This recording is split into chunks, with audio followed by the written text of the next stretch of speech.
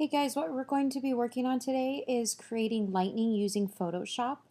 You will not be opening up any files. This assignment is strictly creating from scratch. You will find the packets on the front desk closest to the teacher station. On the far left, it's called Step 1, Creating Lightning, if you want to see it as I'm going through each step. So you should have Photoshop open, and what we're going to do is we're going to create a new document. So the way you do that is you go up to File, you go to New, and up here at the top, this is where you name your files. So this is one chance that you could do to go ahead and name it. It automatically saves it as Untitled 1, Untitled 2, etc. But I'm going to put Create Lightning. The size of it, this is very, very important. You need to make sure that you change it from inches into pixels. If you do inches, it's going to do 700 inches, and it will take a very long time. In this case, we're going to have it a 700 pixels by 700 pixel document, so I'm going to change this to 700. Yours will probably automatically be set to 72, but if it's not, go ahead and change it to 72. And I'm also going to change my background contents. Mine set as just transparent. I'm going to change it to white. Yours will probably automatically be set as a default of white since you haven't used Photoshop before. So you probably don't need to worry about the background contents. And then I'm going to click OK.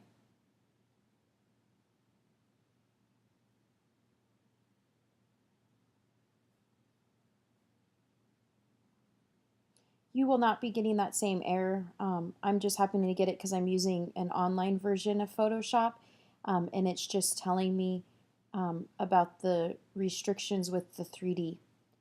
Okay, so what we're going to do now is we are going to come down here to the bottom, the far left corner where our color swatches are.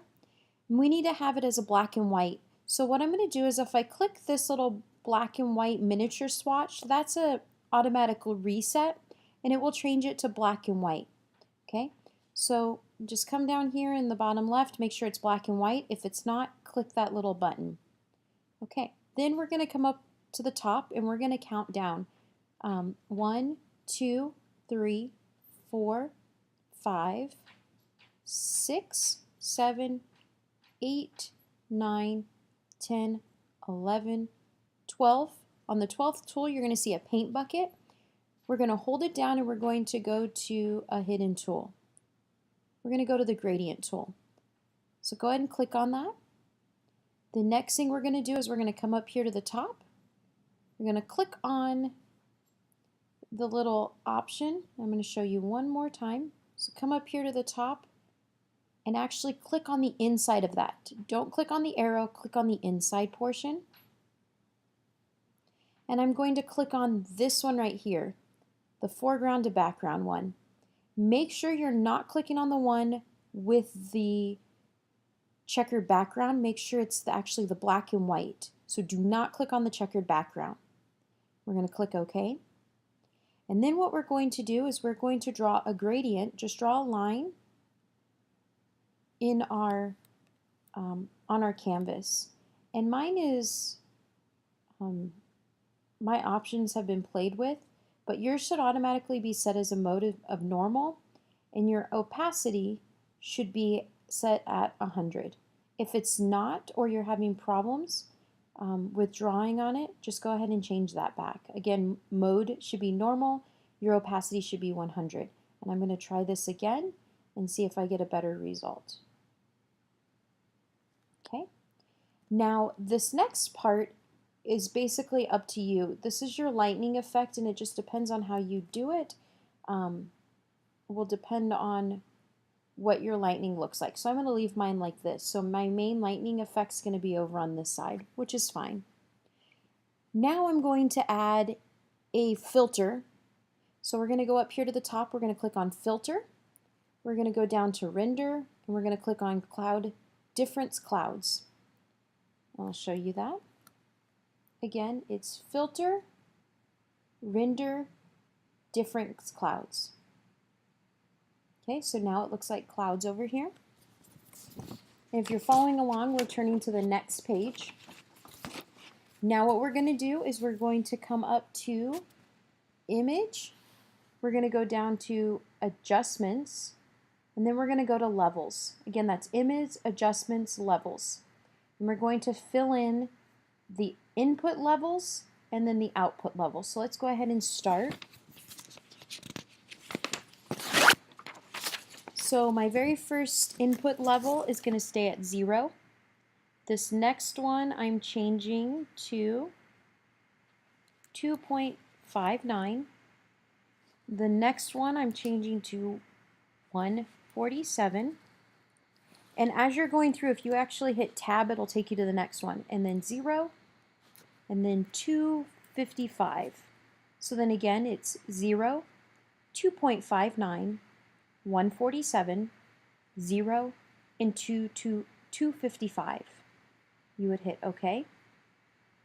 Yours should look similar to mine. It all depends on your gradient tool, will depend on what this looks like and where you put it.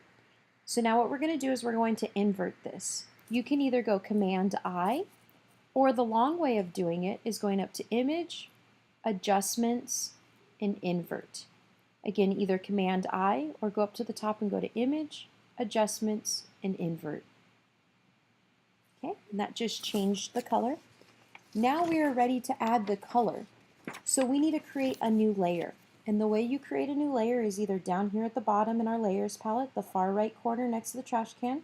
I can click that, or I can go up here to the top and I can go to Image, New Layer. Okay, you can name your layer, so I'm just going to name this one Color, but you do not have to. I click OK, and now I have my layer here. Now I'm going to click on the foreground again, and I'm going to change it to a blue. So I'm going to click here on the foreground. Pick any color blue that you would like. This is what makes your lightning in the sky more dramatic. So whatever color you would like on that. And I'm going to do blue and white. Okay. And what I'm going to do is I'm just going to draw again, do my gradient on there. If you cannot see your original background, you have done this correctly. Okay. So again, if you see a blue and white gradient, you're perfectly fine. Now what we're going to do is we're going to change that. We're going to blend it together. So over here where it says normal in the layers palette, go all the way to the far right, you're going to see normal. And what I'm going to do is I'm going to click on overlay. Again, let me show you one more time. Come over here to normal and change it to overlay. And what that does is that is blended everything together. The final thing that we are going to do today is we're going to add some color to this. So we're going to click down here, and I'm going to change it to either a red or a violet color. This is where you add the more dramatic colors on this, okay? So let's go ahead and just pick a color. We're going to click here.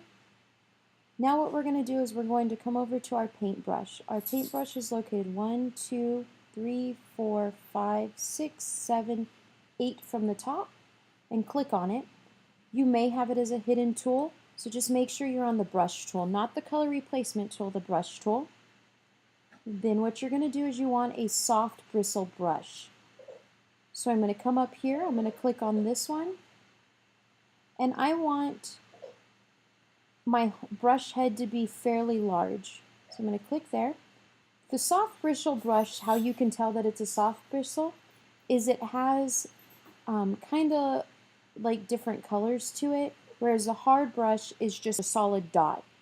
And then what I do is I just click and I'm going to accent the color of the lightning, okay? And I just go around it. I can increase or decrease my brush size. It's up to you. I'm just going to start over again and just redo this. Okay. If I want to add more of a purple color, click on purple.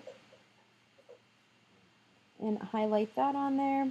Okay, you can add whatever color you think you need to do to make it look more dramatic. And then what you're going to do is go ahead and save this.